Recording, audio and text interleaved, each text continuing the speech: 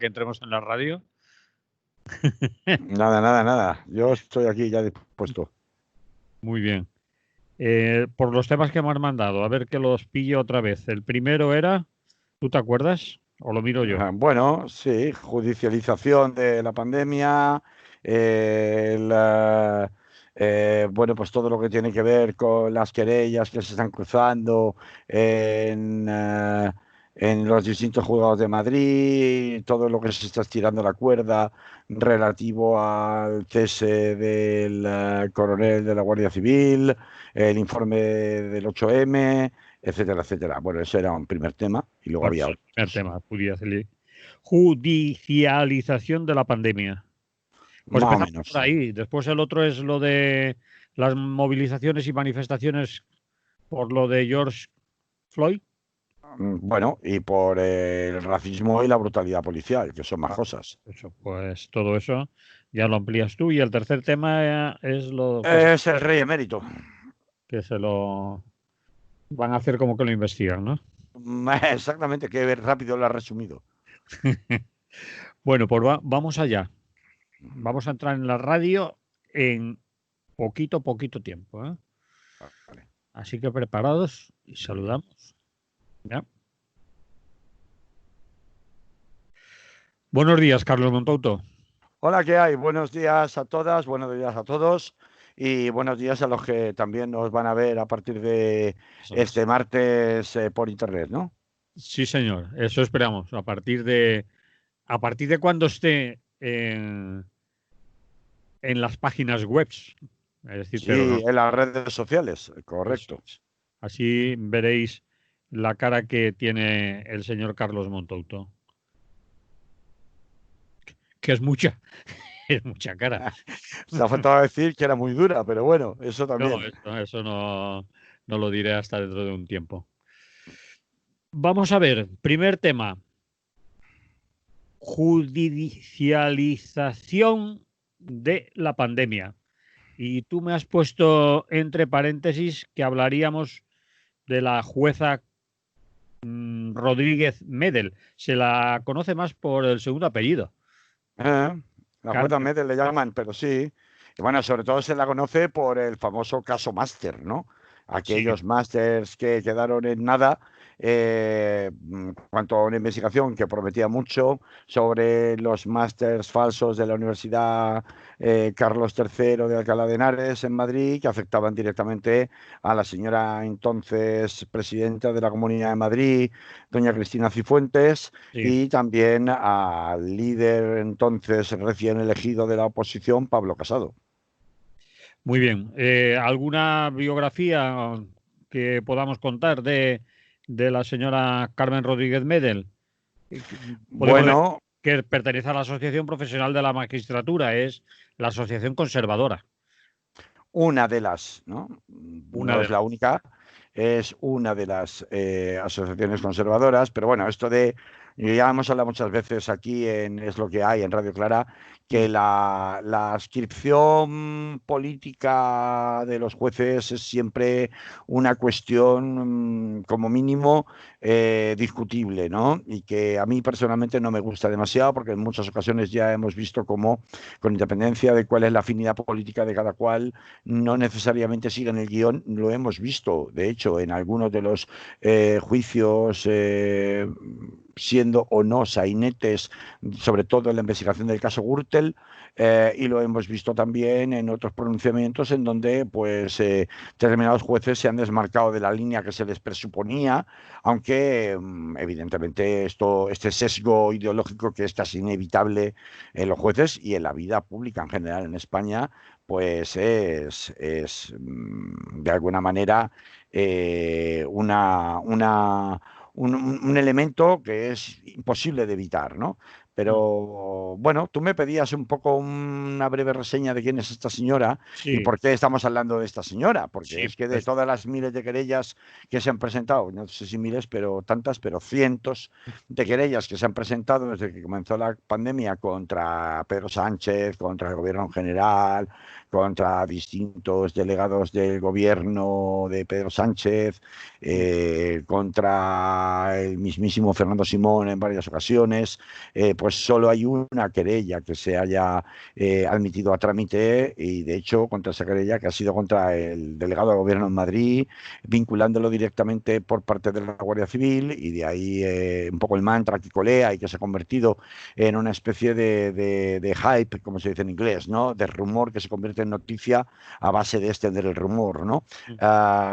Contra ese delegado de gobierno por la manifestación del 8M, ¿no? Como si, ya hemos hablado en muchas ocasiones, porque ha habido mucha contrarréplica, al menos en redes sociales, en medios de comunicación, como si no hubiera habido otros eventos que se celebraron al mismo tiempo, desde el evento de Vista Alegre de Vox hasta partidos de fútbol, como aquel que se celebró en el Estadio del Atlético de Madrid, en la capital de España, ese mismo día, como, bueno, pues todos los bares, restaurantes, discotecas, etcétera, etcétera, cuya Y competencia para cerrar era de la Comunidad de Madrid y no se cerraron hasta varios días después, incluso de haberse declarado el estado de alarma. Por tanto, en fin, aislar en un solo foco, en una sola causa, la existencia de un contagio tan masivo como el que se produjo en Madrid, y se empezó a detectar particularmente a partir de la semana siguiente y la otra, la sucesiva, desde la declaración del estado de alarma, pues parecería como mínimo que tiene un claro sesgo ideológico para atacar principalmente al gobierno sobre la base de uno de sus fundamentos, que sería el feminismo o la sí, promoción de iniciativas de carácter feminista, como era aquella manifestación del 8M, ¿no? Esta magistrada, digo que se distingue por haber sido la única que ha admitido a trámite, que está tramitando, de hecho, esa querella, ¿no? Citando como investigado al mismísimo delegado de gobierno. el señor No es que el delegado de gobierno, el señor que, perdón, Franco, de el apellido. señor Franco, que por otra parte es uno de los pesos pesados del PSOE de la Comunidad de Madrid. Sí, Si no sé si es el presidente o el vicepresidente, pero bueno, es un alto cargo del PSOE de Madrid, ¿no? Decía que, porque tú me habías pedido una breve reseña de quién era esta señora había sido inicialmente asesora de la Dirección General de Relaciones con la Administración de Justicia durante el gobierno de Mariano Rajoy. Es un cargo que ocupó 11 meses, pero luego... de hecho, es más, cuando la instrucción del caso Máster, su antigua jefa en el Ministerio de Justicia, en esa dirección general, era asesora de la dirección general, pues la directora general de Relaciones con la Administración, en el Ministerio de Justicia, la señora Carmen Sánchez Cortés, que entonces era la número 2 de Rafael Catalá, no sé si os sí. acordaréis de Rafael Catalá, de triste recuerdo, pues fue una de las que, al parecer, telefoneó a Rodríguez Medel para interesarse de cómo iba la cosa en la investigación contra Pablo Casado, ¿no? Y Eh, dime. que le sentó muy mal. Sí, le sentó muy mal, salió en público montando una considerable bronca, pues lo sorprendente es que, pese a las quejas, prácticamente al cabo de poco tiempo, ella misma acabó, en el momento en que el Tribunal Supremo le dijo que tenía que ceder al menos la pieza relativa a Pablo Casado, porque era aforado y no podía continuar como jueza de instrucción investigando la causa, al menos en relación a Pablo Casado. Esto le dio perfecta excusa para archivar el procedimiento cuando era el caso más grave de corrupción universitaria que se había conocido, y en una rectificación en toda regla, en una marcha atrás en toda regla, después de que había puesto el grito en el cielo y había pedido incluso amparo al Consejo General del Poder Judicial por la intromisión del poder político, del poder ejecutivo en este caso, ante su investigación judicial, ¿no? Es curioso porque esta señora, aunque tiene este pasado, entre comillas, también ha tenido pues un bagaje, digamos, de acercamiento tras aquel episodio de los Masters, al Ejecutivo de Pedro Sánchez. Ojo, ¿eh? Es Eso decir, a lo mejor lo han desmentido. A ver si a qué te vas a referir. porque se dice que estuvo en la terna para... Bueno, ella sí, ella se ofreció, se Dicen que ofreció. se ofreció, pero nunca estuvo en la terna para ser directora general de la Guardia Civil. Lo ha Se, desmentido el propio se ministerio. Dice que nunca se Sí, presentó. sí, sí, sí, sí, sí, sí, yo lo sé. A ver, todos sabemos que hay muchas maneras de proponerse para un cargo, de postularse para un cargo, ¿no?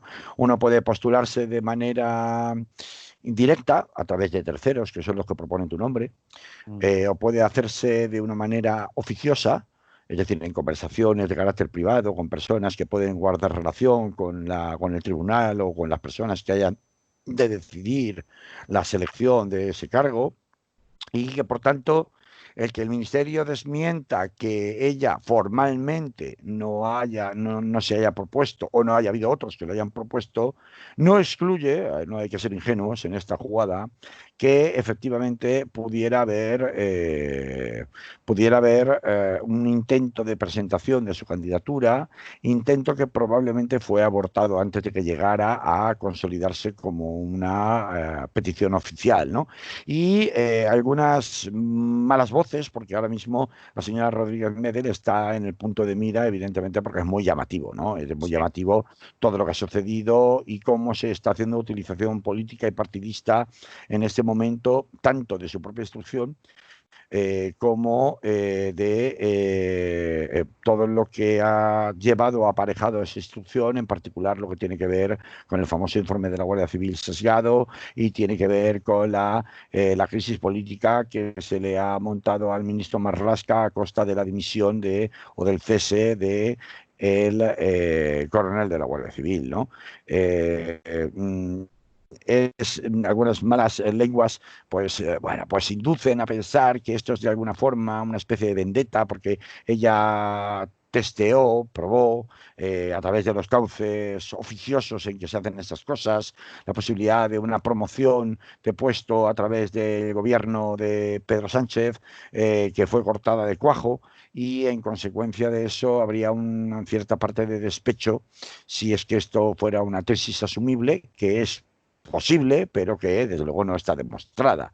Lo que sí está demostrado es que ha habido una celeridad absolutamente inusual en la tramitación durante la pandemia, mientras han estado suspendidos los plazos procesales, suspendidas las actuaciones procesales. Sin embargo, sí que se ha llevado a cabo una instrucción aceleradísima de manera unilateral por parte de esta juez a través de la Guardia Civil, con una selección muy específica, además, de los miembros de la Guardia Civil que iban a componer el equipo de policía judicial, que se llama policía judicial a aquellos miembros de las fuerzas y cuerpos de seguridad del Estado que prestan servicios específicamente o de manera, aunque sea de manera puntual, para casos concretos por orden y encomienda de las autoridades judiciales. Eso es policía judicial, es decir, no es un cuerpo. En algunos casos sí que hay algunas personas muy especializadas dentro de la Guardia Civil, dentro de la Policía Nacional, que se dedican a investigaciones muy concretas y ya casi de manera habitual, pero en la mayoría de los casos no se trata de funcionarios policiales o de Guardia Civil que de manera permanente están asignadas a la función de policía judicial. Es una función, no es un puesto. Y como tal función, eres policía judicial en la medida en la que se te ordena realizar unas determinadas investigaciones y dejas de serlo para volver a tu destino común, el que tú tuvieras asignado, en el momento en el que concluyen esas funciones que te han sido encomendadas para un caso específico por un determinado juez. Eso es la policía judicial. Bueno, pues en este caso hay una selección muy específica que no tendría mayor importancia, no tendría mayor importancia si no fuera por lo que ha sucedido después, por lo que se ha sabido después de cómo se ha compuesto ese famoso informe, muy específica, dirigida personalmente por la señora Medel, Rodríguez Medel, dentro de un cuerpo específico de la Guardia Civil, con lo cual parece que o se estaba buscando la elaboración de un informe hecho de manera a medida y hecho de forma premeditada necesitada para conseguir unas conclusiones, ¿no? Que son las que han permitido, de hecho, acordar la declaración como investigado del delegado del Gobierno de Madrid sobre la base muy específica de la convocatoria del 8M. Y la acusación que es un tanto extraña, según nos ha comentado alguien, porque se la acusa de prevaricación. No, vamos a Claro, se le acusa de prevaricación porque se le acusaría de conocer, es al delegado del gobierno y no, es decir, eso se presenta por un abogado de una de estas oscuras querellas, se presenta por un abogado, mira que ha habido querellas, hay querellas de partidos políticos, hay querellas de asociaciones de víctimas, de familiares de víctimas, hay asociaciones de sanitarios, hay asociaciones de todo tipo, pero esta asociación, mira que han presentado querellas, ninguna se ha admitido a trámite, salvo esta, que se presenta por un abogado de una asociación muy oscura que nadie conoce, que no tiene mayor, digamos, predicamento. Carlos, nadie conoce, o sí lo conocen algunos por sus trapicheos un tanto oscuros en el mundo de la abogacía. Y en Cierto, pero casos, a ese abogado, no a la asociación. Entonces, los al trapicheos, abogado, es decir, creo, está inhabilitado, de hecho está sí, sí, inhabilitado, ¿no? por Está eso es. inhabilitado por el Colegio de Abogados de Madrid. Mm. Él presenta como un ciudadano, aunque sea abogado, pero cualquier ciudadano, tenga o no tenga la colegiación como abogado activa, puede presentar una denuncia en cualquier juzgado de instrucción, juez de guardia. De hecho, este abogado cuenta que él va a presentarla al Tribunal Supremo, porque la dirige contra Pedro Sánchez y la dirige contra todo el gobierno, no solamente contra el delegado del gobierno de Madrid. Lo que pasa es que se encuentra el Tribunal Supremo cerrado, eso es lo que cuenta él, y entonces ante eso no le queda otra que irse a los juzgados de Plaza Castilla, que es donde están los juzgados de guardia en Madrid, y la presenta a Madrid. Entonces, claro, la competencia ya no puede ser en ningún caso del Tribunal Supremo si se continúa la querella contra todos los aforados que incluían inicialmente la querella. Entonces la querella se recorta a través de un simple escrito hecho a mano de presentación allí en el registro del Juzgado de Guardia de Madrid a exclusivamente aquellos que no tenían la condición de aforados, como por ejemplo el delegado de gobierno, ¿no? Por eso tiene la competencia Rodríguez Medel.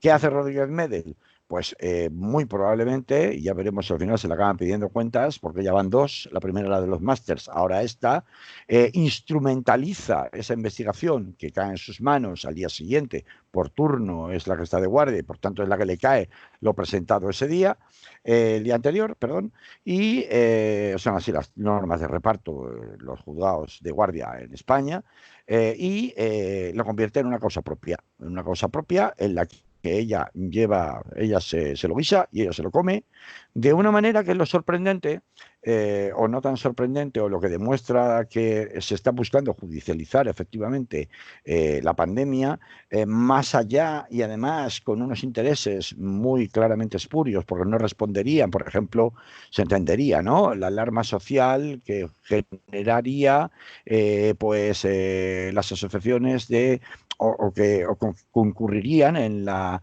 legítima queja o denuncia de las asociaciones de víctimas de personas fallecidas en residencias de la tercera edad. Se podría entender. Sí. Se podría entender una querella interpuesta por los sindicatos o las asociaciones de sanitarios que han estado trabajando en primera línea frente al COVID en las UCIs sin disponer de los materiales sanitarios necesarios para garantizar su propia salud. Se podría entender que eso genera una alarma social, que genera una necesidad además de responder con rapidez, pero lo que no se puede entender es que una querella en abstracto sobre una supuesta causación intencionada del contagio masivo en Madrid, exclusivamente basada en la celebración de un acontecimiento público como fue una manifestación, al mismo tiempo que sucedían otros espectáculos públicos y también otro tipo de eventos de carácter político como el Congreso de Vox en Vistalegre, pues que segmentado de esa manera, a esa sola querella se le dé un trámite de urgencia cuando no lo tiene en un periodo, pues un delito que no conllevaría en todo caso cárcel, la prevaricación en ese caso no llevaría cárcel, llevaría inhabilitación. Por tanto, su castigo final tendría consecuencias de carácter político, pero no las tendría de carácter penal. El no conllevar esa condena penal le priva de la razón de urgencia y en consecuencia condena penal, digo, de privación de libertad. Y en consecuencia, ¿qué razón tendría entonces que se haya tramitado con ese carácter de urgencia en pleno periodo de tiempo en donde por el estado de alarma están suspendidos todos los plazos procesales? Pues parece que la intencionalidad política, la instrumentalización de esta jueza para convertir en exigencia de responsabilidades políticas, además anudadas a uno de los mantras que desde el principio por parte de la extrema derecha se utilizó para cargar contra el gobierno en cuanto a la gestión de la pandemia, que era precisamente el permitir la celebración de la manifestación del 8 de marzo, pues parece que blanco y en botella leche, ¿no?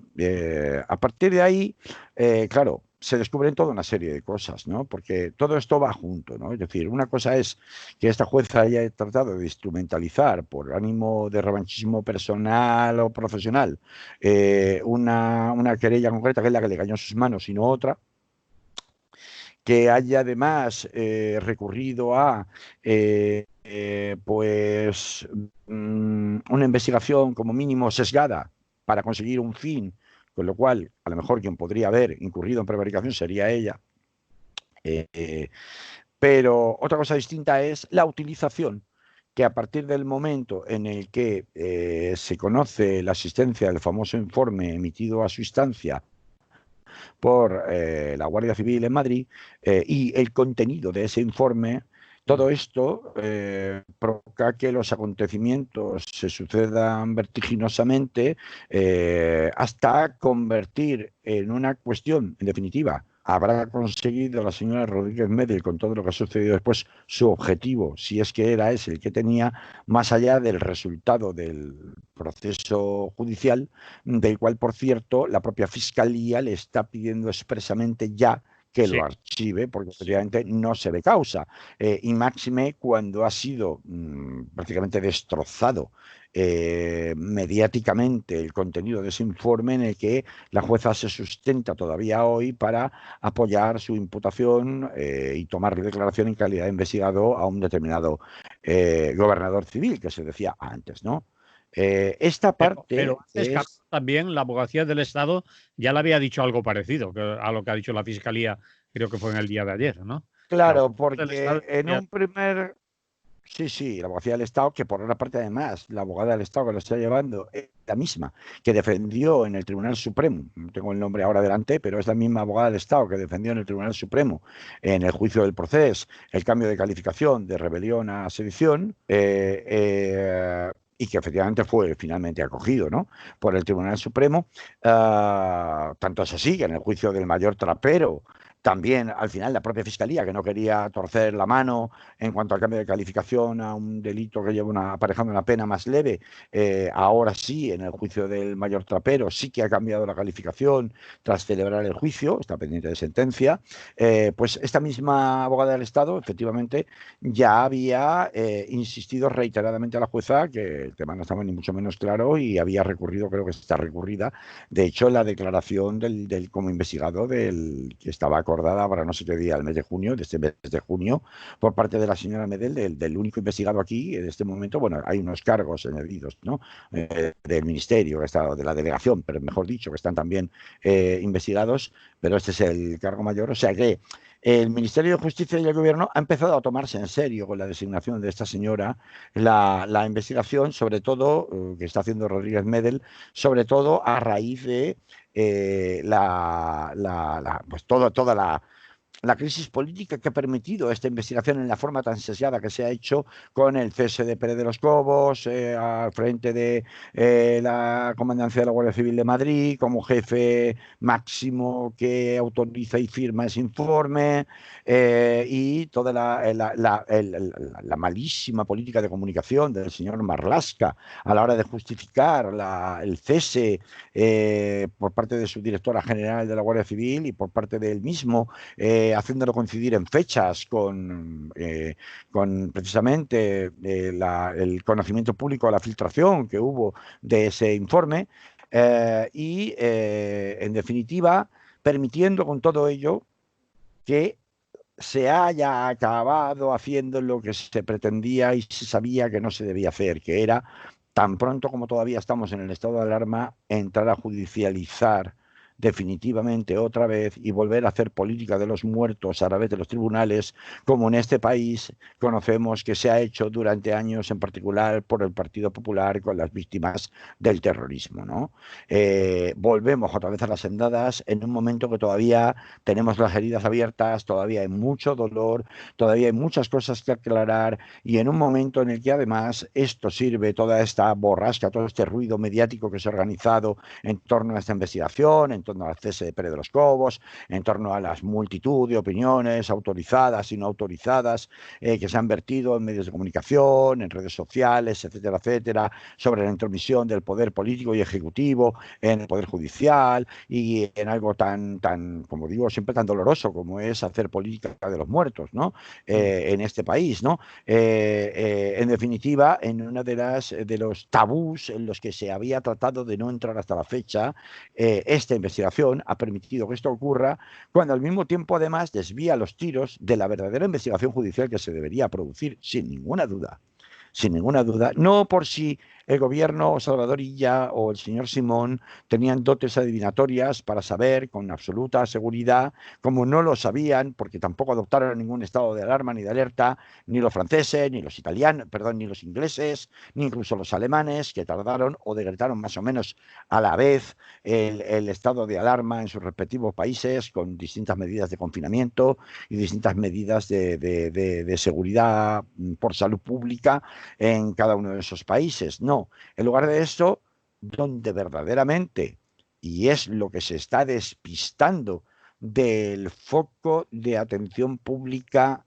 en lo judicial, la investigación es en los famosos informes que desde el propio gobierno de coalición de la Comunidad de Madrid han trascendido con firma digital, por tanto no estamos hablando de borradores, además filtrados no, dados a conocer y corroborados por uno de los propios consejeros que forman parte del gobierno autónomo de la Comunidad de Madrid, sobre las instrucciones para no enviar a los hospitales desde las residencias de ancianos a aquellas personas con graves patologías previas o a aquellas personas que estuvieran en una situación de discapacidad.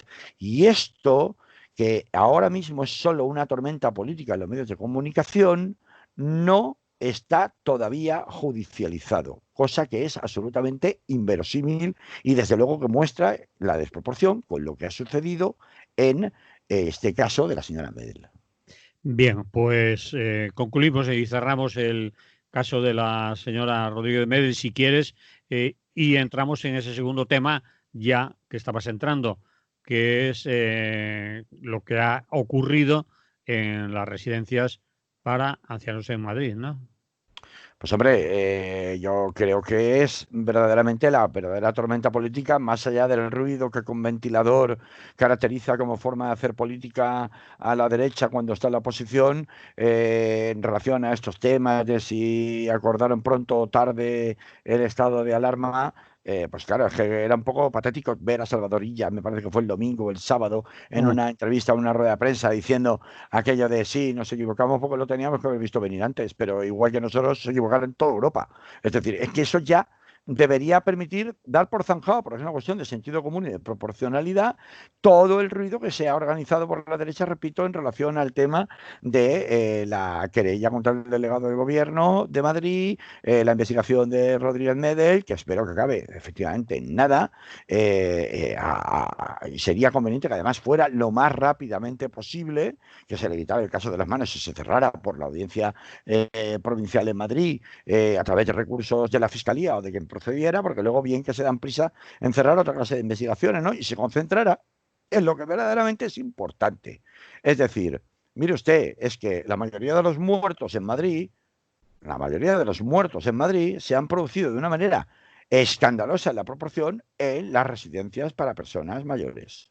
Vale. La mayoría de esos muertos se han producido en Madrid de una manera aceleradísima cuando ya se habían prohibido las visitas de los familiares que podrían ser el factor de contagio. Esos muertos, esas personas no estuvieron ni en el partido del Atlético de Madrid el domingo, ni en la manifestación, ni siquiera del 8M, ni estuvieron en el Congreso de Vistalegre de Vox, ni se fueron al cine, ni se fueron a los teatros, ni se fueron a las discotecas. ¿Cómo y por qué se producen tal cantidad de contagios en las residencias de Madrid? Y sobre todo, ¿existieron realmente instrucciones políticas para impedir que esas personas fueran asistidas con todos los medios médicos necesarios para tratar de salvarles la vida?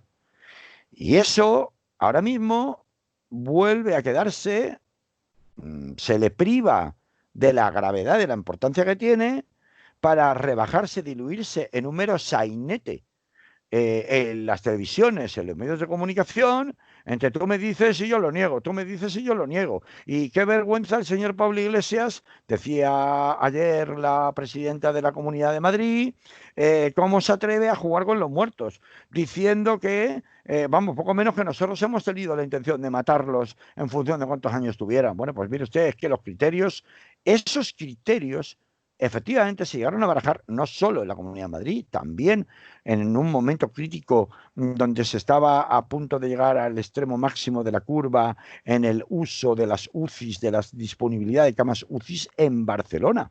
También en Barcelona hubo informes de asesores, incluso del Colegio de Médicos, examinando la posibilidad de, pues si llegara el caso de ser necesario, manejar esos criterios como criterios de selección por motivos dudosos desde el punto de vista ético, por supuesto, porque va a valer más una vida y qué criterios hay detrás que deciden que una vida de una persona de 85 años vale menos que la vida de una persona de 40.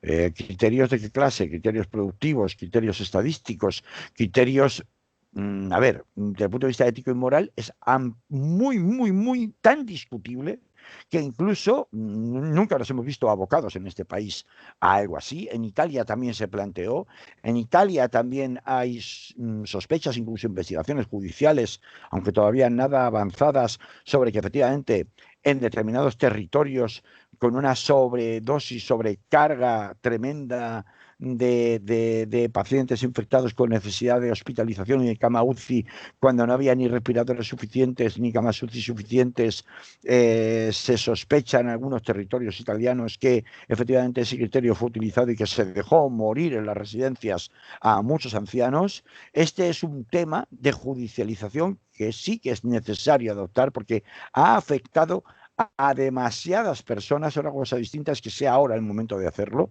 y que se deba hacer con todas las garantías, pero sin ninguna duda es un tema en el que este país no podrá cerrar debidamente páginas sin investigar adecuadamente qué pasó en las residencias de ancianos y si esos criterios, que eran en todo caso criterios de trabajo, llegaron a ser criterios administrativamente aplicados en la práctica en determinadas residencias de ancianos, en particular de la Comunidad de Madrid, y también veremos si con las querellas que también está viendo en Barcelona, en este caso no de asociaciones fantasmas que nadie conoce, sino de asociaciones constituidas al efecto por víctimas de esos familiares que se niegan a aceptar que sus mayores murieron sin toda la asistencia médica que hubiera podido y debido ser necesaria. Creo que este es uno de los grandes puntos negros que tenemos en este país que investigar si se quiere pasar página debidamente y como Dios manda de esta, digo, es una frase hecha, de esta pandemia, ¿no? Muy bien, Carlos. Pues vamos al siguiente tema, que sí que era el segundo. Este no era un tema aparte, pero Sí, podíamos hacer una reflexión aparte, porque ciertamente esa es la verdadera investigación judicial en la que se deberían poner todos los medios y toda la atención, ¿no? este pasado domingo hemos asistido en nuestro país, pero también en muchos otros lugares del mundo, de Europa y del resto de del planeta, digamos, a concentraciones contra el racismo, bueno, deriva, incluyendo España. incluyendo España, incluyendo Valencia, si queremos acercarnos mucho más, en la Plaza de la Virgen, La también Virgen. conocida como la Plaza de las Palomas por algunos, también hubo una concentración aquí. Bueno, a raíz de el asesinato calificado allá por algunos como tal y algunas, vamos a dejarlo por nuestra parte o por mi parte en la muerte, el asesinato, el homicidio de George Floyd en Estados Unidos, que ya el tema es suficientemente conocido como para que yo no tenga que presentarlo. Yo creo que tú, porque eres conocedor de todos estos movimientos, pues puedas contarnos más o sobre todo ir más al fondo, racionalizar por qué todo esto está sucediendo no solo en Estados Unidos, sino también en el resto del mundo, como dice mucha gente. No solo es un problema de Estados Unidos. Quizás aquí lo vemos menos porque también tenemos menos personas negras, ¿no? Bueno, a ver, ya el martes de la semana pasada, aunque, bueno, pues los espectadores de redes sociales en vídeo no lo vieron, se emite, hay que recordar esto, a través del dial de la FM en Valencia, 104.4 FM de Radio Clara, y también en podcast de audio, ¿no? Que tienen su público, pero como hoy estamos de estreno, ¿no? En vía con imagen, pues habría que recordar que la semana pasada dedicamos prácticamente todo el programa a hablar de lo que había sucedido con los movimientos, básicamente con el incremento constante de la violencia policial por parte en Estados Unidos, en particular contra la comunidad afroamericana, ¿no? Sí, Y que esto no era un acontecimiento nuevo, que había habido hechos anteriores de estallidos de cólera social con incendios muy parecidos en momentos anteriores, por ejemplo en 1967, 67, tan lejos como eso, no había muerto todavía ni Martin Luther King, ¿no? sí, Había sido asesinado Malcolm X, estábamos en un momento clásico bueno, clásico, álgido, quería decir, del movimiento de derechos civiles, había una gran convulsión social en Estados Unidos, pues en 1967 el barrio entero de Watts, en Los Ángeles, que es un barrio de población muy mayoritariamente afroamericana, pues fue asolado literalmente como consecuencia precisamente de revueltas provocadas por la brutalidad policial y por el abuso constante, con fallecimientos incluidos de determinados de un ciudadano afroamericano, ¿no? En 1992, esto volvió, todo el mundo, creo que mucha gente de edad suficiente puede recordar los sucesos que asolaron ya no un barrio, sino la ciudad entera de Los Ángeles, inclusive las llamas llegaron casi hasta las puertas de Hollywood, con el famoso caso de Rodney King, tras ser absueltos 4 policías blancos que apalizaron, grabado en vídeo, a un ciudadano afroamericano también, mientras estaba esposado en el suelo. Y fueron, no obstante estar grabado y televisado el incidente, fueron los 4 absueltos. Desde 2013-2014 hemos asistido de una manera continuada durante el mandato de Obama a toda una serie de incidentes con fallecidos que además hoy día, con la propagación de las imágenes de manera instantánea por redes sociales, algo que no ocurría con anterioridad, hemos todos tenido oportunidad de ver, como una vez sí, otra también, en distintos puntos de Estados Unidos se producían lo que, aunque luego a través de los tribunales estadounidenses y de los juicios con jurado, que recordemos que allí los juicios penales son todos con jurado, ha resultado pues que el policía se confundió, que tuvo miedo de que fueran armados, los que iban a ser detenidos iban a ser identificados, pues hemos asistido a disparos en la cara directamente en la identificación en un coche. Hemos asistido a detenidos que son muertos durante el proceso de inmovilización, la técnica de inmovilización por ahogamiento, que es una técnica que prácticamente todas las policías del mundo, por lo menos los occidentales, siguiendo el modelo de instrucción norteamericano, recurren a ello, que consiste en poner la rodilla del oficial de policía sobre el cuello de la persona a ser detenida hasta conseguir su completa inmovilización. Se supone que está justificada de una manera solo provisional para aquellas personas que se resisten a ser esposadas, hasta que se utiliza teóricamente solo hasta que eres esposado, es decir, inmovilizado, ya no puedes hacer nada, con las manos a la espalda. ¿Por qué?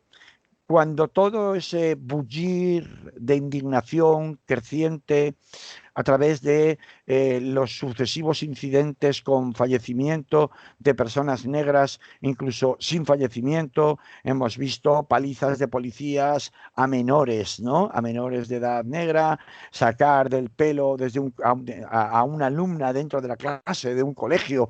Es decir, ese exceso absoluto que provoca que ya en 2000, yo diría que, si no me falla la memoria, 2015, 2016, empiece a ser conocido el movimiento que se crea entonces, Black Lives Matter, las vidas negras importan, porque es ahora, con la muerte de George Floyd, cuando estalla, ¿no? Cuando estalla ya de una manera incontenible, ¿no? Es decir, y todavía a día de hoy, y han pasado ya 10, 12 días, con la Guardia Nacional ocupando militarmente muchas zonas de muchas ciudades con toques de queda, con la petición de movilización de más de 10.000 militares al margen de la Guardia Nacional por parte de Donald Trump, que llega al punto que tiene que irse hasta esconderse en un búnker de la Casa Blanca cuando se supone que los manifestantes rodean la Casa Blanca en Washington, D.C., Distrito Central. ¿Por qué es ahora que se produce esto, ¿no? Entonces, yo creo que, para empezar, siempre hay una gota que colma el vaso. Para continuar, no es una cuestión de brutalidad policial solo en Estados Unidos y solo contra la población afroamericana. La población afroamericana, evidentemente, tiene una capacidad de convocatoria mundial a través de las redes sociales, a través del mundo del espectáculo, del mundo del deporte, del mundo del arte. Son muchos de ellos auténticos ídolos mundiales, seguidos por muchas personas. Por lo tanto, tiene una capacidad de movilizar y de empatizar con incluso culturas completamente diferentes, alejadas en otras partes del mundo. Y también tienen una capacidad, por tanto, de movilizar, de espectacularizar la protesta. Por ejemplo, uno de los acontecimientos más sonados, cuando a las pocas horas de empezar a hacerse viral el vídeo de los 8 minutos y pico de verdadero asesinato, que es claramente una maniobra muy premeditada, ¿no? Del policía que la lleva a cabo sobre la cabeza de George Floyd tendido en el suelo y sobre su nuca. Pues uno de las primeras figuras públicas que salen a denunciar: basta ya, esto no puede continuar así de ninguna manera. O sea, definitivamente tenemos que hacer algo, y viene a tocar, digamos, la sirena de alarma. Es pues uno de los, seguramente el mejor jugador del mundo del básquet, de la NBA, que existe ahora mismo, que es LeBron James, ¿no?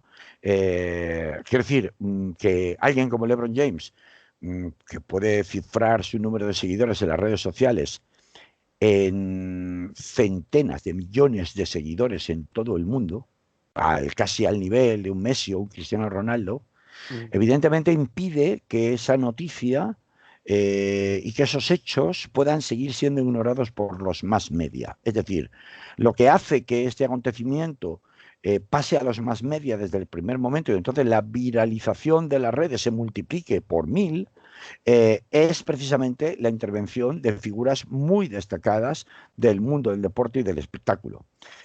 Además de llover sobre mojado, con el caldo de cultivo que ya existía previamente, de esa rabia, de esa cólera, de esa impotencia, de saber que estás totalmente indefenso ante cualquier actividad de este tipo. Existen películas que se han hecho en los últimos años sobre este tipo de situaciones, existen muchos documentales, es decir, hay mucha información al respecto de que esta brutalidad es una brutalidad que arranca desde los tiempos además del FBI y del famoso programa COINTELPRO de los años 50 para acabar por parte de Edgar Hoover con la resistencia al gobierno de las minorías negras, en particular con los movimientos civiles y sobre todo con los Panteras Negras, y que por tanto no puede discutirse. Pero ¿por qué esto prende también en Europa, por ejemplo? Pues prende en Europa, y esto explica las movilizaciones en Madrid, porque Europa, que siempre ve a Estados Unidos como el primo tosco y un espejo un poco deformado desde una perspectiva de superioridad moral respecto de los yanquis, en particular desde la izquierda, no, esto no nos pasa a nosotros, eso les pasa a ellos, que es que son muy brutos y tienen además, es una civilización montada, entre otras cosas, sobre el esclavismo, ¿no? Estados Unidos es un país cuya historia se monta precisamente sobre la acumulación de riqueza basada en la esclavitud. Sin la mano de obra gratis de la esclavitud no hubieran podido acumular la riqueza que acumularon, tanto en el norte como en el sur de Estados Unidos, incluso después de la guerra civil, ¿no? Con todo lo que sucede, y en la segregación como principio rector de la convivencia y de la supeditación de una mano de obra totalmente, ¿cómo lo diría?, subordinada una vez la esclavitud se abole, ¿no? Bueno, eso no pasaba en Europa, se dice. Pero claro, en Europa tenemos nuestras propias relaciones de colonización y las exteriorizamos de otras maneras. Y además tenemos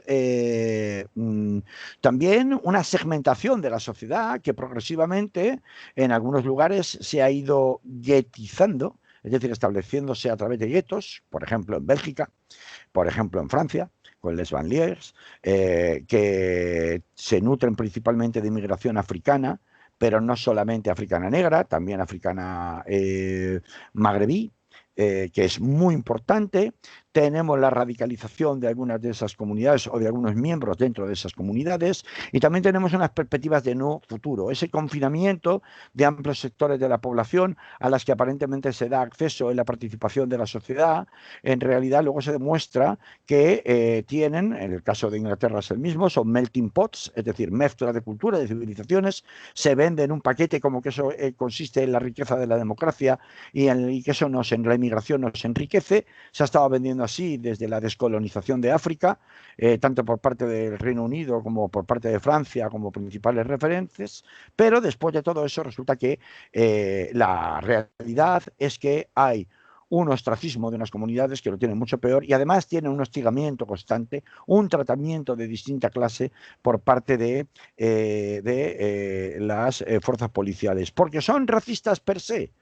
Pues probablemente no es tanto así, aunque luego se exterioriza de esta manera, en particular a partir de que ciertos partidos políticos en Francia, en Inglaterra, en España más recientemente, porque en Francia e Inglaterra, el National Front en Inglaterra o el Frente Nacional en Francia tienen ya una larga tradición de trabajar particularmente en los sectores de población más donde la pobreza o la miseria convive con la marginalidad de algunas de estas comunidades de inmigración, ¿no? Pero en cualquiera de todos esos casos, aunque la policía no actuara hasta ahora por una cuestión ideológica, por una cuestión intrínseca, racista, como sí puede suceder en Estados Unidos, la realidad es que hay toda una serie de políticas que ha llevado a cabo la Unión Europea que han facilitado que efectivamente sobre el mismo argumento que en Estados Unidos se da, de que es que la policía necesariamente tiene que chocar más con la población negra porque son los que más delitos cometen de una manera muy desproporcionada, sin entrar a las causas de por qué eso es así, es decir, la guetización de la vida, el no futuro para los jóvenes, incluso en el aspecto educativo, lo cual hace que sea mucho más difícil, por ejemplo, que tú puedas ir a una universidad, o sea mucho más difícil que tú puedas acceder a un puesto de trabajo cualificado. Esa misma repetición de la segregación social y educativa se reproduce en Europa. Y como se reproduce en Europa, nos encontramos con las mismas reacciones de las fuerzas y cuerpos de seguridad de Estados Unidos en Europa. Y entonces la brutalidad policial se empieza a ver más, como saben muy bien en Francia, si tú eres de un perfil étnico distinto del blanco, que si lo eres del blanco. Y de la misma manera se empieza a producir en España, desde aquella famosa sentencia del año 87 del Tribunal Constitucional, que justificó además a través del Pleno del Tribunal Constitucional, las redadas por perfil étnico, que luego se han negado sistemáticamente por el gobierno de Rubalcaba, particular, se han negado con la ley de extranjería, dentro de todo esto de un control de fronteras, que es una verdadera pantomima para tratar de justificar con arreglo a los derechos humanos que efectivamente existen ciudadanos de primera, de segunda, de tercera y de cuarta dentro de la Unión Europea, la de los valores democráticos. Y todo eso la gente lo sabe, porque lo sufre todos los días. Porque aquí en Valencia, como en otras partes, resulta que hay una cosa que se llaman manteros.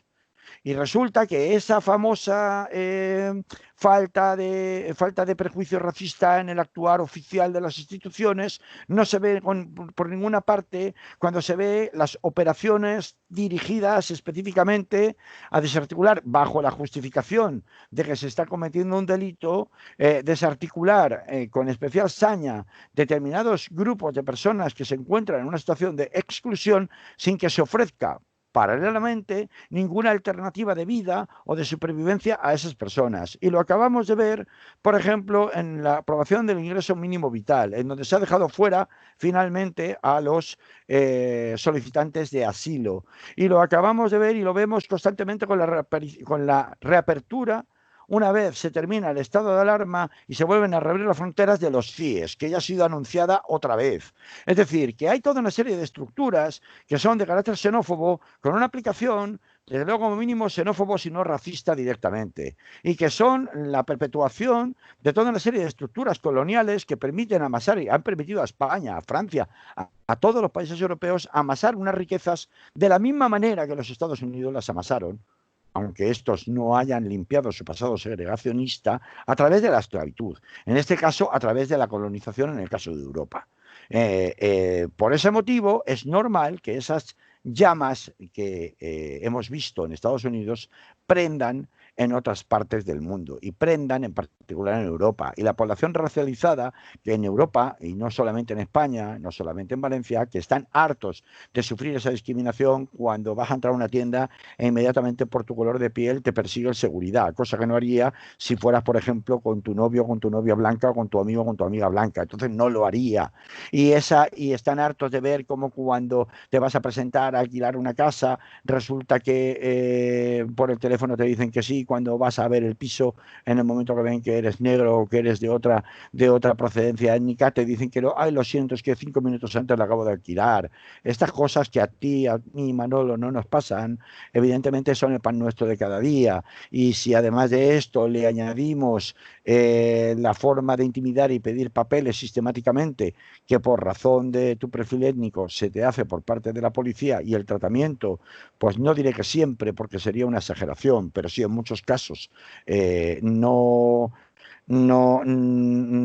muchos casos, digamos, no todo lo legal ni lo cortés que se debería a cualquier ciudadano que no tiene sospechas de haber cometido delito, pues todo junto y servido se une y hace que el cóctel estalle. Pero además, y con esto acabaría sobre este punto, hay una cosa más que es muy importante. Esto que ha pasado con George Floyd, que desde luego no era ningún alma de la caridad, es decir, es una persona que luego además hay en añadido, ahora hay muchas explicaciones en Internet que tratan de justificar que el hecho racista no sucedió, que George Floyd era una mala persona, que no es que se mereciera morir de esa manera, pero que había que tener en cuenta que había sido un delincuente habitual y que había salido de la cárcel hacía relativamente poco y que por tanto, y que además estaba bajo la influencia de drogas. Hay muchos intentos de justificar todo lo que ha sucedido, ¿no? Pero hay algo que es muy llamativo. Esto, aparte de la glorificación de todo este tipo de situaciones, incluso a veces exagerando la nota. George Floyd no era seguramente ninguna persona ejemplar y no se le puede convertir como modelo. Lo que se trata de convertir como modelo es precisamente la forma en la que murió para que no se vuelva a repetir. Bueno, pero con todo y con eso, lo más importante es que ha despertado una sospechosa unanimidad, incluso dentro de las marcas comerciales, porque se ha sabido que tanto para el movimiento Black Lives Matter, que hasta ahora solamente estaba apoyada como fundación por patronos que eran básicamente grandes superestrellas y celebrities negras de Estados Unidos, pero se ha sabido que particularmente las compañías tecnológicas de Silicon Valley en masa han empezado a dar dinero y a hacer campañas para acabar justamente con el racismo policial en Estados Unidos. Y eso cada uno que se lo coma como quiera. Estamos hablando de que compañías como Apple, Facebook y Instagram, lógicamente, Verizon, Bloomberg, Google, que son compañías, Amazon, Google 12 millones, Amazon 10 millones, Zuckerberg 10 millones, Zuckerberg es Facebook, 10 millones. Es decir, estas compañías están donando, haciendo donaciones millonarias a organizaciones civiles en Estados Unidos, con cierto predicamento popular, para precisamente tratar de combatir, en teoría, el prejuicio racial, en particular en las fuerzas y cuerpos de seguridad. Es absolutamente alucinante porque nunca se había visto que el alcalde de Minneapolis y la fiscalía de Minneapolis, a donde finalmente, Minneapolis, de Minnesota, quería decir, el alcalde de Minneapolis, y ha acabado pasando este caso del asesinato de George Floyd, yo sí le llamo asesinato porque claramente es premeditado, a la Fiscalía General del Estado en vez de la Fiscalía de la ciudad. Pero lo más sorprendente es que el alcalde de Minneapolis, de la ciudad de Minneapolis, ha acabado diciendo públicamente que ante la imposibilidad de reformar su propia policía, la van a disolver y volver a hacer de nuevas, con estructuras de mando y jerarquía distintas. Eso yo no lo había visto nunca. Es decir, hay un movimiento en este momento de grandes fuerzas del capital, que parecen estar surgiendo o que tienen un nicho de clientela en este siglo XXI completamente distinto al capital ortodoxo de las eléctricas, de las petroleras, de las tabaqueras, de las armamentísticas, que serían negocios modelo del siglo XX y que estarían representadas por Donald Trump, que está permitiendo en este momento, y es un asunto muy nuevo y muy escurridizo, argumentar a quienes defienden que todo esto es un invento y que esto es hacer experimentos con Coca-Cola, con el tema de la división de la ciudadanía, con el tema del antirracismo, igual que sucede con el tema del feminismo, pues poco menos que patrocinado por George Soros, ¿no? Habría un capitalismo, estaría el capitalismo verde del siglo XXI, estaría el capitalismo de las tecnológicas y algunos otros modelos de negocio cuyos intereses en relación a su potencial clientela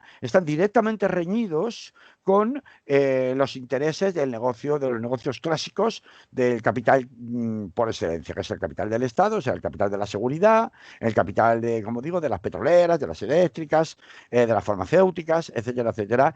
Si estamos ante un choque de modelos o no estamos ante un choque de modelos de capital entre el nuevo capital del siglo XXI, nuevo capitalismo del siglo XXI y los modelos de negocio capitalistas clásicos del siglo XIX, del siglo XX, está por verse, o si es solamente una operación de marketing.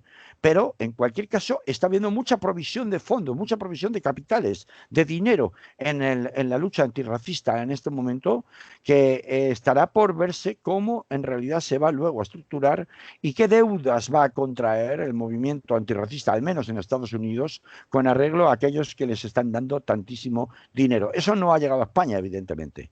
En España hay un rescoldo, Pero en España también es verdad que ahora hemos escuchado cómo se trata de polemizar sobre la protesta en Madrid ante la Embajada de Estados Unidos, porque en teoría solo estaba aprobado por cuestiones de seguridad de salud pública una concentración de 200 personas, pero evidentemente las más casi 5.000 personas que acudieron a la manifestación desbarataron cualquier posibilidad de contención a 200 personas ni a 500 de la concentración ante ante la Embajada de Estados Unidos. Más allá de Estados Unidos, si la afroconciencia va a surgir como un sujeto político que pueda empezar a tener presencia real como lobby de influencia a la hora de hacer política general en todo el Estado español y de la misma manera en Estados Unidos, es algo que vamos a ver, pero que haya tanta afluencia de capitales en este momento hace sospechar que no tanto tiempo podemos pasar de la mera visibilización, que es lo que antes se reclamaba por todas las organizaciones racializadas, a una presencia cotidiana mucho mayor en la agenda política, tanto de este país como en todo lo de nuestro entorno. Carlos, estoy viendo la hora y el último tema no entra. Así que No entra, no, pero bueno, lo has resumido tú, ¿no? lo he resumido en El principio. emérito, ¿qué vamos a hacer con el emérito? A ver, ¿qué vamos a hacer Si con el eres emérito? capaz de decirlo en un minuto, pero de reloj, vale. Un Lo resumen. intentamos. A Lo ver, intentamos, a ver, pero inténtalo, solamente a decir. ver si la gente se lo va a creer que lo vas a intentar en un minuto. Mm. Sí, Bueno, porque yo no voy a contar lo que ya todo el mundo sabe, ¿no? Que si lo de vale, pues Corina, que si las comisiones del tren a la Meca, eso todo el mundo lo sabe. La novedad no está ahí, porque esto lleva, vamos, los nacionalistas catalanes llevan pidiéndolo, ni se sabe de años, ¿no? ¿Por qué ahora pasa? Y además, claro, se dice claramente por la Fiscalía del Tribunal Supremo, no, que esto me lo quedo yo y esto va al Tribunal Supremo y esto lo vamos a hacer en el Tribunal Supremo, pero ojo, desde la abdicación, que es cuando deja de ser inimputable, ¿no? sí. Pero claro, es que ya no había comisiones. Las comisiones se cobraron en 2010, 2011, 2012 y este señor abdicó en 2014. Entonces, ¿qué vas a investigar? Es como sucedió en el caso de Urdangarín, por ejemplo. Otra de esas maniobras del Poder Judicial para parecer que todo el mundo es igual ante la ley y por tanto reforzar o lavar la cara, entre otras cosas cerrar definitivamente este tufo enorme que hay en relación a la fortuna del rey emérito Juan Carlos de Borbón. ¿O es que no les quedaba más remedio porque realmente las investigaciones que en paralelo se están llevando sobre las cuentas del rey, tanto en Suiza como en el Reino Unido, donde están ambos países salpicados por el pago de esas comisiones ilegales y por esas fortunas inimaginables para cualquiera de los mortales, se han movido por cauces que desde luego no son legales y por tanto no era posible seguir mirando para otro lado en España? Pues probablemente haya mucho más de lo segundo que de lo primero, sin perjuicio de cómo acabe la cosa en la investigación del Tribunal Supremo que se pretende hacer sobre las comisiones percibidas en Arabia Saudí o en relación con Arabia Saudí por el rey Juan Carlos. ¿Has Pues visto? Que terminaba, si no en uno, en dos, pero bueno, rápido. muy bien, pues lo dejamos aquí, Carlos. Nos Claro que oímos sí. la semana que viene, ¿de acuerdo? Por supuesto. Pues Pues nada, un saludo a todas y a todos y hasta la semana que viene. muy bien, nos oímos y también nos veremos, pero en fin, Venga, hasta nos entonces. vemos. Chao. Salud. Bueno, estamos fuera de la radio, Carlos, pero no estamos fuera del vídeo, lo digo porque para que lo sepas y no Bueno, digas ninguna cosa inoportuna como inconveniente, ¿no? Bueno, inconveniente. no me puedo quitar la camiseta, ¿no? Y mostrarla, ¿no? La camiseta La, aquí que la me regalaron en su día de uno de los grandes líderes panafricanistas de todos estos movimientos, que es Marcus Garvey, ¿no? Es un regalo que me hizo un buen compadre peruano. ¿Quién es ese careto?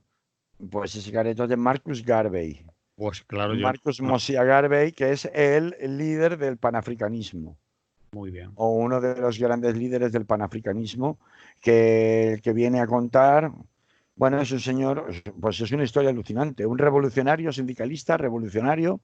El tío puso patas arriba a Harlem en 1914. Sí. El tío era jamaicano, vivió, es decir, es el que les explicó a los negros, el que comprendió que los negros, aunque ya no eran esclavos, seguían siendo prácticamente esclavos en toda América Latina, en toda Centroamérica, y es el que galvanizó a los negros les hizo comprender y además de una manera muy interesante, de que mientras no desarrollaran sus propias redes de negocios, su propia cultura, es decir, les devolvió el orgullo de ser quienes eran, porque mientras tanto, hasta esa fecha, todo era esperar a que el blanco nos hiciera caso, a que el blanco, que era el que tenía el poder, nos tratara bien, a que el blanco tal. Este es el que comprendió que eso no iba a pasar sin discutirle al blanco, ¿no? Y entonces el tío fue capaz de crear una red sindical gigantesca en todo Estados Unidos. O sea, el tío tenía en 1914 más de 2 millones de afiliados negros, tío. O sea, en un año, año y pico consiguió 2 millones de afiliados. Tenía periódicos, barberías, lavanderías, restaurantes. No él, o sea, la organización UNIA. Sí. Es una historia visto desde el lado de revolucionarios, ¿no? Impresionante, impresionante. De hecho, yo escribí 2 artículos contando su biografía en 2 partes porque era larga, y es una figura que cuando la estudias en historia es una figura muy interesante, no ya porque sea negro, sino por la capacidad de mover, es decir, de no quedarte a las palabras y pasar a los hechos, ¿no? A la hora de movilizar, ¿no? A comunidades enteras, ¿no? Y si te interesa, te los puedo pasar porque los tengo publicados, o sea, están publicados, se puede Sí, pasar. sí que me interesa, no a mí solo, sino que también le puede interesar a más gente. Pero, ¿qué te iba a decir? Eso lo podíamos contar un día en la Bueno, radio. yo esto lo he contado, en internet esto ha sido publicado. Esto lo publiqué yo en 2013, me parece que fue, porque coincidió con el centenario. Esos artículos, esos especiales los hice casi que de encargo porque me los pidieron, porque era el centenario de la visita a Madrid. Este tío había estado en Madrid, este tío nació a finales del siglo XIX, o sea, en 1800 y pico. Ajá. Y murió en 1900, quiero recordar, 48, 38, por ahí. 1940, 1950, murió en Londres. Le exiliaron de Estados Unidos, le exiliaron de Jamaica. Claro, Jamaica entonces era una colonia de Inglaterra, aunque Sí, él era jamaicano. Entonces el tío, cuando el tío recorrió, este tío trabajó en la United Fruit, o sea, en Costa Rica todavía tienen, en Puerto Limón, en Costa Rica, que era una de las principales eh, bases operativas y logísticas de la American Fruit, está la Fruit Company, está la compañía, esto lo habrás escuchado, la doctrina Marshall, la doctrina Monroe, perdón, de que América Latina era el patio trasero de Estados Unidos, sí, consistía básicamente en que ellos iban a América Latina y entonces montaban en los puertos, montaban instalaciones protegidas militarmente por destacamentos en principio, luego compraban o amenazaban a los presidentes de los países, y entonces montaban auténticos feudos como si fueran Guantánamos, pero de negocios, básicamente de negocios de frutas. Porque al principio lo que les interesaba era tener el mercado fácil de frutas, por eso llegó a tener tanto poder. Y con la doctrina Monroe, lo que consistía ahí es donde se inventa el tema de el interés norteamericano extraterritorial, es decir, fuera de Estados Unidos. Donde haya negocios de Estados Unidos es interés nacional de Estados Unidos. Y ahí se inventa. Entonces este tío es el que recorre él va recorriendo como sindicalista, porque el tío empezó en una imprenta y entonces como aprendió el valor de los pasquines, de las huelgas. Hubo una huelga tremenda que bueno, le pusieron en la lista negra a él y a otros, ¿no? De impresores pues lo que era un movimiento que era mundial en ese momento, ¿no? Pero el tío pensaba que eso solo pasaba en Jamaica. Pero claro, cuando empezó a irse fue a Panamá, fue a El Salvador, fue a Costa Rica, el tío ya empezó a montar papel, o sea, periódicos como órgano de expresión política, ¿no? Y como órgano de agitación, y sí. como órgano de captar fondos, ¿no? Y como órgano de organizar huelgas. Y se dio cuenta de que realmente todo era imposible levantar nada desde allí, o poco desde allí, porque realmente la bota militar de Estados Unidos era. Entonces dijo, me tengo que ir al corazón de donde está esto. Entonces el tío tenía contacto con epistolar, porque todo era por carta, con algunos de los primeros próceres negros reconocidos en Estados Unidos, cuando ya 1800. Te recuerdo que la esclavitud se abolió en 1800. ¿Eh? en ese siglo, ¿eh? Es decir, que hacía poco que la esclavitud, igual hacía 40 o 50 años que ya no había esclavitud. Entonces, ahí había en el norte, había muchos negros, bueno, muchos, algunos negros que eran lo que llamaban o negros emancipados, es decir, que habían adquirido la libertad antes o que nunca llegaron a ser esclavos, eran lo que llaman negros libres en el norte. Y era gente pues de acomodada posición en la universidad, gente que eran profesores, etcétera, etcétera, sobre todo en la zona de Nueva York, ¿no? Y de Boston, ¿no? Y entonces el tío, pues por contacto de uno, se fue allí. Cuando se fue allí, le miraron todos los demás negros pijos de la universidad y le dijeron, pero tú, patán de mierda, que vienes del campo, ¿quién coño eres tú? Y dijeron, este es un paleto. Y dijo, paleto, sí, tu puta madre paleto. Y entonces a partir de ahí vienen las dos corrientes del mundo de los negros, que es los negros de la calle, los negros del campo y los negros de la casa, que dicen, los negros acomodados, digamos, ¿no? Superiores intelectualmente en teoría, la superioridad moral de la izquierda, y los negros del campo, los negros de acción, los negros de la calle, los negros que están ahí al pie del cañón, con los obreros, con la gente que está jodida, etcétera, los sindicalistas, ¿no? Y por eso digo, es una historia muy interesante porque pues llega hilo directo hasta hoy. O sea, bueno, ya lo está viendo, hilo directo hasta hoy. ¿No? Pues, Te lo pasaré si quieres, te lo miras. si tienes los artículos, pásamelos. Sí, Si te los los paso tienes, por. que No, no, sí, lo sé, lo que tengo, no lo te tengo. suponga. No me supone nada, No. no me supone nada. De hecho, estaban publicados en una web que tristemente se les quemaron los servidores. Menos mal que yo tenía copia, y entonces yo, para no perder, porque aquellos trabajos eran muy buenos, y me felicitaron mucho, me invitaron a dar conferencias, cosas de estas en su día. Estuve dando conferencias en Madrid, bueno, cosas. Entonces, esto me lo subí a mi blog, este famoso, para que no se perdieran, a mi blog este famoso de lo del artículo de Cuba, claro, por eso cada vez que sale, cada Vale. vez que me acuerdo de los del salto, de los de apunt, Déjalo el punt es que me pongo enfermo, tío. es que estás grabado. Bueno, y nada, eso que te decía, bueno, pero eso lo cortas, ¿no? Digo yo, no lo vas a Yo sacar. no edito nada. Yo te he avisado, esto no es un off the record. Ah, pues si no es un off the record, estos artículos te los pasaré y le recuerdo a la gente que lo pueda ver o que nos esté viendo que esos artículos están disponibles para quien los quiera ver, ¿no? Es una evolución Te lo muy decía. interesante desde el punto de vista sindical, desde el punto de vista racial, desde el punto de vista político, desde el punto de vista de revolucionario. Desde todos los puntos de vista, claro, la figura de Marco. Ha habido otras, ¿no? También muy importantes, claro. Martin Luther King es evidente, pero Nelson Mandela, Patrice Lumumba, hay muchos otros, ¿no? Estaba pensando en Kwame Nkrumah, por ejemplo, en Ghana, o en la guerra de las guerras de independencia o los procesos de independencia en África.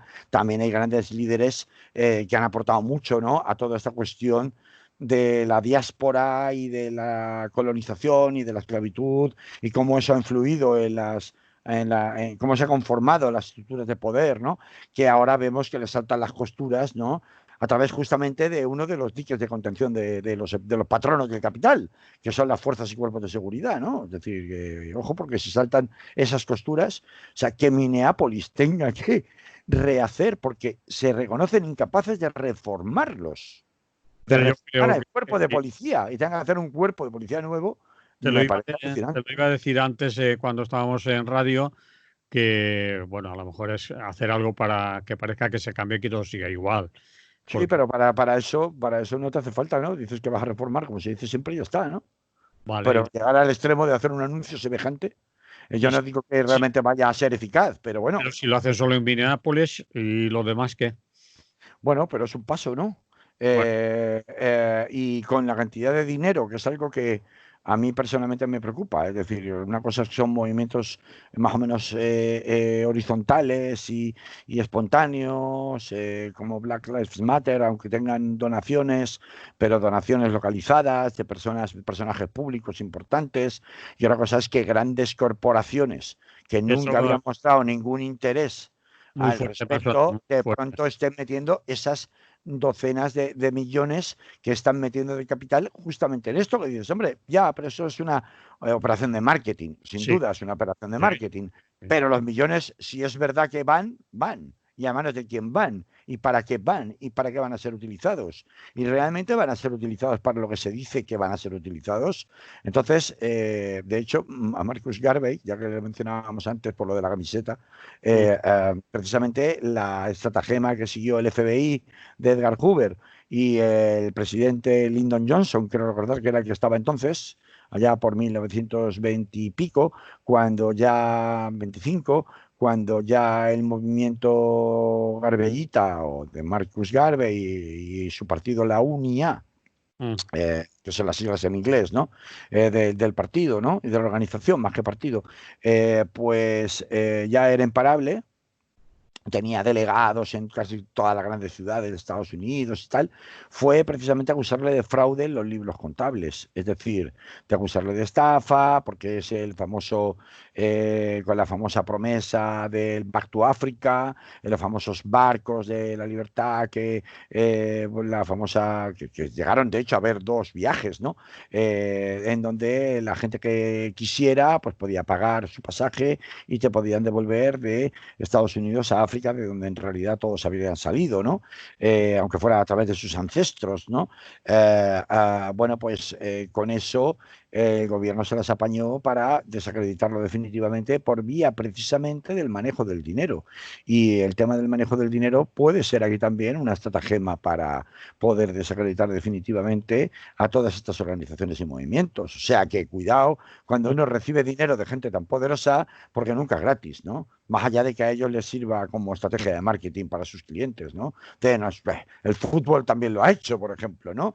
Estamos hartos de ver a la FIFA y a la UEFA anunciar todo tipo de protocolos, anuncios y ceremonias en los partidos de fútbol y de baloncesto contra el racismo, cuando al mismo tiempo son los propios dueños de los clubes los que muchas veces están favoreciendo los cánticos racistas en sus gradas y los seguidores hooligans racistas, ¿no? Y se les pagan viajes y tienen incluso hasta cuartos dentro de los estadios para guardar su material y sus pancartas y sus cosas, ¿no? O sea que bueno, creo que la línea directa entre lo que hablábamos de Marcus Garvey, ¿no?